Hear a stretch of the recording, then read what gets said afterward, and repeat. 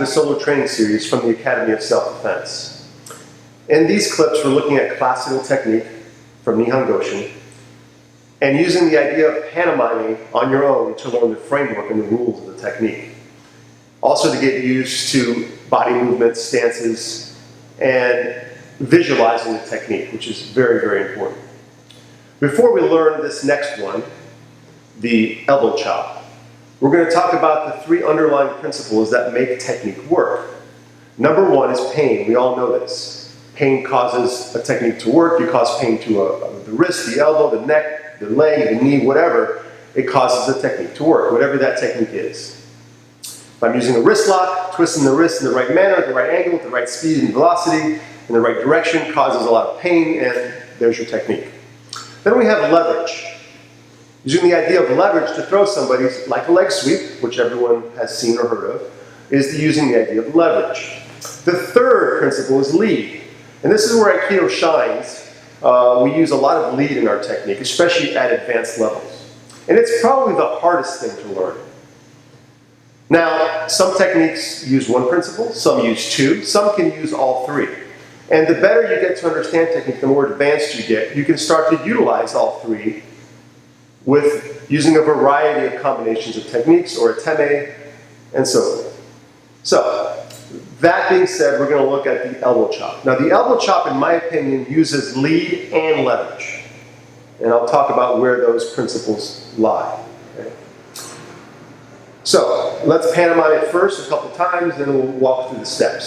So, doing it in front of the camera first. This is the same side grip, and I'll just do it first.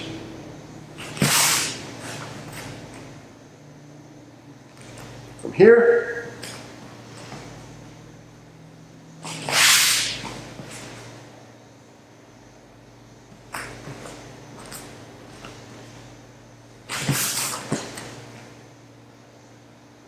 Okay. So, before we get into the technique itself, let's talk about the footwork. And this is the way I teach this technique every single time. The biggest challenge of the elbow chop is getting the correct footwork at the end. And this is utilizing an extended hami. So we've already looked at the hami in some of our stance and movement drills. All an extended hami is taking the front foot or the back foot, depending which step, and extending it so the back knee has to straighten up. It's still an L-shaped stance. The difference is that we're so wide that we have to straighten up the back knee. Okay, and in this one, the chest is as forward as possible, knee is straight, and we're leaning over that over the front knee rather, just enough so we can see the tip of our toes again. Okay, that's an extended hami. That digs in, it's very strong, and we use this when we need extra real estate to move and to lead, there's that word, and to affect leverage, there's that second principle. Okay? So the way I teach this footwork in the beginning is I have the students do the footwork first. So let's say I'm being gripped with the right hand, on my right hand rather. This is the same side grip, so I'm going to be stepping with the same side foot as I'm being gripped with. That's the rule in this technique. So forget handwork for a minute, we're just going with the footwork. So I'm stepping off with my right foot, and I like to step into a jigatai first. Okay? This will set up the student for success, and it also sets them up for stability throughout the whole technique. So when I step back into a jigatai, it's deep enough because the jigatai is a shoulder width and a half, which is just like our extended hami.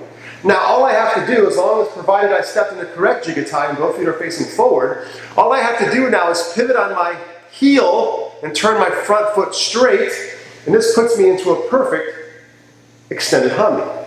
Okay, so look at it coming towards camera. Jigatai, turn the front foot into a perfect extended hami. The back foot doesn't do anything, it just digs into the heel. Into the ground with your heel rather. Okay? So, if I put this all together, I'm going to do it from here, with the elbow chop, I'm being gripped with the same side grip this time. So if I'm being gripped on my right wrist, I'm being gripped with the same side arm, which would be right arm, left arm of the uke. So, as I grip, I'm going to drop my weight to start to stabilize my stance. Both hands come up, this grips the wrist. Now, important point here, elbows stay in tight like they're welded. They're not out here. If you leave your elbows even a little flared, when you step back, the uke now gets around you and there's a little more space between you. You're not controlling them as precise as you need to. And this is very important in this technique. This is one of those things, like I mentioned in the arm bar, that if you allow that space, even a little space, you're going to be more apt to muscle things, and we don't want a muscle technique. Okay? So we're here. I drop my weight, bend both knees, hands come up, elbows in tight, grab the wrist. Now, from here, this hand doesn't do anything until the very end. Okay? So as I begin to step, what happens is, if you're set up correctly and you keep the uke close, the elbow should be right where your chop is. Hence the name, elbow chop. You shouldn't have to hunt for the elbow. If my eyes are closed on this one and I have a partner, I shouldn't be able to even try to guess where the elbow is. It should be right there. Okay? Now this hand is here, that one grip, remember, it doesn't do nothing until right now. What it starts to do, it takes over the lead. This leads the uke to the ground, and this chops to your thigh. As I turn, chop right to the thigh, and this stays right here. Okay? So from this position up, step, this starts to lead this way, okay? And this chops straight down. So the wrist is right around here, you should be able to hold on to the uke, and this chops to the inner thigh. There's your leverage, there's your lead, they all happen together. So I'm here. In fact, this is a good thing to practice. Stay in your extended harmony and practice this locking out movement. Visualize that uke. The uke should fall right there. Now sometimes you do this technique and the uke falls away. There's two reasons why this happens. It's either my fault as the nage, meaning I led them away and I threw them away, or they didn't control their fall and they threw themselves away. In that case, I'll let go and let them throw themselves away. As long as I understand it wasn't my fault. Okay? And that's when the uke has to work at better dropping your shoulder, turning, and doing a good fall right in front of you. Okay? So, again. Okay? Another good exercise for this is forget the chop and focus on this hand. And focus on where this goes. Because remember, these have to work together. Okay? So again, we're here. Focus on bringing the wrist down to the thigh. Then when you got that, put it all together.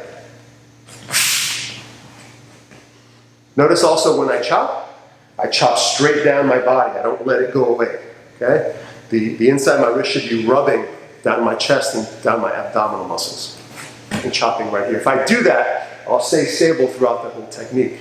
If you do this technique and you're falling all over the place, a couple things have happened. Either your stance is off, or you let the uke get away from you and their weight brings you off. Because right now, if I don't stay in this linear position, this linear line down the center line of my body, remember, this is not a very stable stance this way or this way.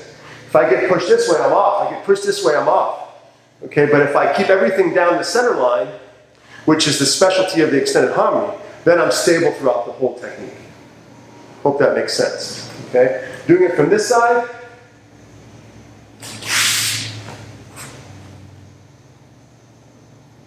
One more time. And one more time from the camera.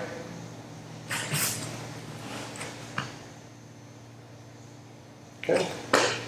That is the elbow chop.